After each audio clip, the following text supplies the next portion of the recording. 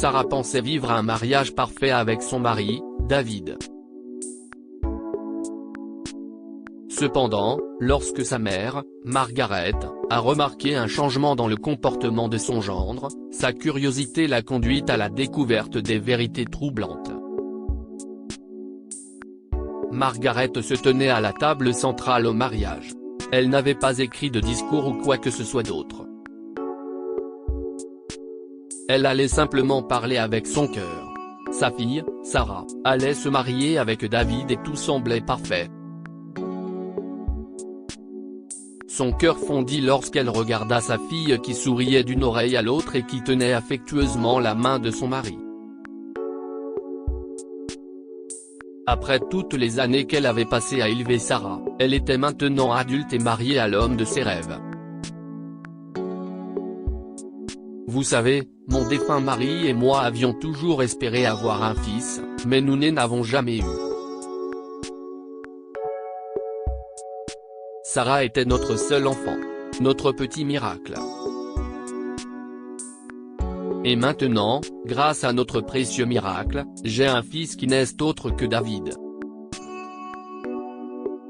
Dieu a vraiment été bon pour notre famille. David, s'il te plaît, veille sur notre miracle et continue à être le miracle que nous croyions que tu es. Salud, conclut à Margaret en levant son verre pour porter un toast. Les mois passent et les jeunes mariés semblent promis à un bel avenir. Cependant, Margaret commence à remarquer un changement chez son gendre. David est devenu distant et distrait. Elle l'a même surpris en train de mentir à plusieurs reprises. David commençait à travailler souvent tard, mais lorsque Margaret lui demandait où il se trouvait, son histoire ne correspondait pas toujours à ce qu'il avait dit à sa fille. À Sarah, il disait qu'il était sorti dîner avec un client, tandis qu'à Margaret, il expliquait qu'il avait dû rester au bureau plus tard que d'habitude. En confirmant les histoires contradictoires de sa fille, Margaret est devenue très méfiante. Elle a essayé de ne pas trop y penser. Après tout, il s'agissait du mariage de sa fille et Margaret ne pourrait jamais comprendre entièrement la dynamique de leur relation.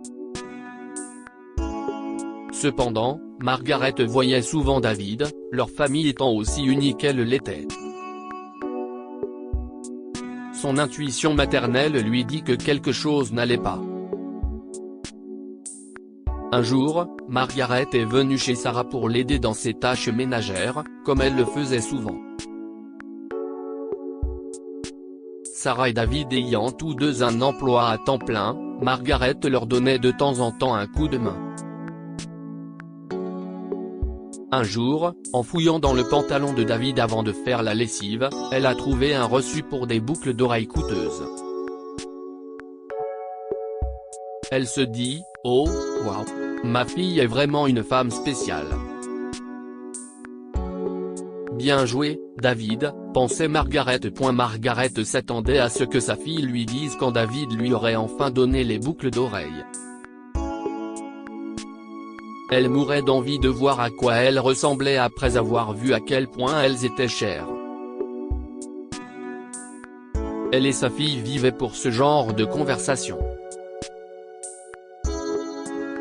Des boucles d'oreilles? Non, je n'ai rien reçu de David. Cela devait être vieux, répondit Sarah après que Margaret eut posé des questions sur les boucles d'oreilles. Cela faisait longtemps qu'elle n'avait pas fait la lessive, et elle aurait pensé que David lui aurait déjà donné les boucles d'oreilles. Margaret s'est simplement dit que David devait les garder pour une occasion spéciale et en est resté là. Cependant, les soupçons de Margaret atteignent leur paroxysme lorsqu'après avoir refait la lessive de David, Margaret découvre un parfum de femme sur l'une de ses chemises. Elle ne tarda pas à en informer sa fille. Je ne veux pas te rendre paranoïaque, Sarah. Je veux juste que tu fasses attention. Je m'inquiète pour David, a expliqué Margaret. Je n'ai jamais dit ça, répondit Margaret. Mais tu l'as insinué. Je ne veux plus en parler, conclut Sarah. Se pliant aux souhaits de sa fille, Margaret a laissé tomber. Cependant, quelque temps plus tard, Margaret est partie en vacances dans une autre ville. Alors qu'elle était assise dans un café, buvant son café et lisant un livre, elle a vu quelque chose à laquelle elle n'était pas préparée. Elle a vu David passer avec une jeune femme près de lui. Margaret a immédiatement senti un nœud se former dans son estomac et a commencé à les suivre. Margaret suivit David et la jeune femme jusqu'à un hôtel de luxe, celui où Margaret séjournait. Elle les regarda entrer ensemble, le nœud dans son estomac se resserrant davantage. Margaret hésita devant l'hôtel, se demandant si elle devait entrer et les confronter ou non. Elle a décidé d'entrer et de voir ce qui se passait. Margaret y entra et vit David et la jeune femme assis à une table du restaurant de l'hôtel, riant et discutant joyeusement. Elle se sentit mal à l'aise, mais se força à s'approcher d'eux. « Margaret, qu'est-ce ce que tu fais ici ?» demanda David, confus. « Si est-ce moi qui devrais te le demander ?» rétorqua Margaret, l'air méfiant. « Je pense qu'il y a eu une petite confusion. Margaret, voici ma collègue de travail, Emily, a dit David, gardant son sang-froid en faisant un geste vers la femme. Emily, voici ma belle-mère, Margaret, conclua David. Margaret se sentait très embarrassée. « Ta collègue ?» répéta Margaret. « Oui, si estime ma secrétaire. Elle est mon bras droit depuis que nous participons au sommet des entreprises locales de la ville », ajouta David. Margaret se sentit terriblement gênée d'avoir tiré des conclusions hâtives et s'excusa auprès d'eux. Elle les a laissés à leur repas et est allée dans sa chambre. Elle a même appelé Sarah et lui a raconté tout ce qui s'était passé, s'excusant auprès de sa fille d'avoir mis son mariage à rude épreuve. « Je comprends, maman. Il est facile de tirer des conclusions hâtives lorsqu'il s'agit des personnes que nous aimons. Tout ce que tu fais part d'une bonne intention. Il faut juste que tu fasses un peu plus confiance. Pas seulement envers David, mais aussi envers mes propres capacités au sein de mon mariage », a conclu Sarah. Plus tard dans la soirée, Margaret est descendue dans le hall pour aller dîner lorsqu'elle a vu David et Emily de nouveau ensemble dans le hall de l'hôtel. Cette fois-ci, elle remarque qu'Emily semble nerveuse et mal à l'aise en présence de David. Margaret s'est approchée discrètement, en gardant un profil bas. « Non, nous ne resterons pas une nuit de plus. Nous changeons d'hôtel. Maintenant, s'il te plaît, annule notre réservation. Notre taxi arrive bientôt », s'emporta David, frustré. Margaret trouve cela très suspect. Elle décide d'approfondir son enquête et de les suivre. Il se passait quelque chose entre ces deux-là, et Margaret, plus que jamais, était déterminée à aller au fond des choses.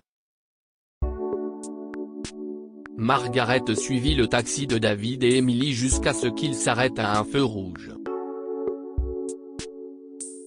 Le taxi de Margaret s'arrêta à côté. Les fenêtres étaient ouvertes, Margaret pouvait donc entendre chaque mot provenant de la voiture. « Tu n'as pas à t'inquiéter pour ma femme. Mais je te promets, Emily, que si tu décides de rompre avec moi, tu es virée. » sans emploi, tu m'entends? Tu ne sais clairement pas qui tu essaies d'atteindre. Je vais te ruiner, et tu ne seras plus jamais embauché, s'écria David. Margaret n'arrivait pas à croire ce qu'elle entendait. En fait, elle en avait assez entendu. Elle baissa sa fenêtre. La voiture poursuivit sa route, avec Margaret toujours à l'arrière. Elle s'est finalement arrêtée devant un hôtel. Emily continue de pleurer dans la voiture. Pendant ce temps, le chauffeur de taxi sort la valise du coffre, tandis que David appelle le portier et lui demande d'apporter des choses à l'hôtel. Mais soudain, David entend une voix familière derrière lui, « Laisse-moi Tyler, mon fils ». David se retourne et voit sa belle-mère qui le regarde droit dans les yeux. David se retourna et vit sa belle-mère qui le regardait droit dans les yeux. « Il faut que nous parlions, toi et moi », a dit Margaret calmement. Margaret a exigé qu'il laisse Emily poursuivre son chemin. Comme sa fille Sarah, Emily a été victime des tendances manipulatrices de David. David a essayé de mentir pour se sortir de cette situation, mais Emily a révélé la vérité. David a maintenu son histoire, insistant sur le fait qu'Emily était à blâmer. Écoutez, ce n'est pas ce que tu crois. Emily est une menteuse. S'il te plaît, ne le dis pas à Sarah. Cela ruinerait tout ce que nous avons mis tant d'efforts à construire, plaida David. Mais Margaret est décidée. Elle part avec Emily, espérant en savoir plus sur sa relation avec David. Alors que Margaret et Emily s'éloignaient, Emily commença à avoir une crise de panique. Elle s'assit sur le trottoir, en larmes, tandis que Margaret essayait de la calmer.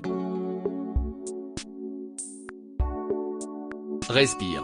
Respire, Emily, Margaret encouragea la jeune femme en lui tenant la main. Finalement, Emily s'est calmée. Je suis désolée, madame. Je ne veux pas perdre mon travail. Je voulais le quitter depuis un moment, mais il me menaçait toujours en disant que je n'aurais plus de travail si je partais. Je ne savais pas qu'il était marié. J'ai immédiatement essayé de le quitter quand je l'ai appris, mais il ne m'a pas laissé faire. S'il vous plaît, vous devez me croire. Mes parents ont divorcé à cause de la maîtresse de mon père. Je ne ferai jamais subir cela à une famille, expliqua Emily. Si est bon, Emily. Je te crois, a dit Margaret. Margaret a appelé sa fille Sarah et lui a raconté tout ce qui s'était passé pendant le voyage. Sarah a été choquée et a eu le cœur brisé en apprenant le comportement abusif de David. Elle a pleuré amèrement pendant que Margaret passait Emily au téléphone. Si est vrai, Sarah. Je suis vraiment désolée. Je n'ai jamais eu l'intention de faire ça, avoua Emily. Quelques jours plus tard, Margaret a rencontré sa fille et l'a réconfortée au sujet de toute cette histoire. Sarah a fait marche arrière, niant tout ce qui s'était passé. Et pourquoi devrais-je vous croire, toi et cette femme? Tu n'as jamais soutenu ma relation malgré tous tes soupçons, a dit Sarah en larmes. Oh, mon amour. Tu sais que ce n'est pas vrai. J'étais très heureuse pour toi et David. Mais il a fait ses choix. Mon rôle en tant que mère est de veiller sur toi, et si est tout ce que j'essaie de faire.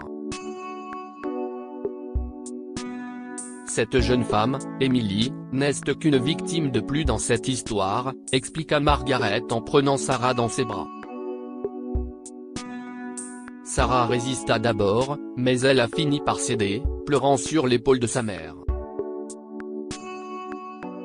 Sarah rentra chez elle, enfin prête à affronter son mari.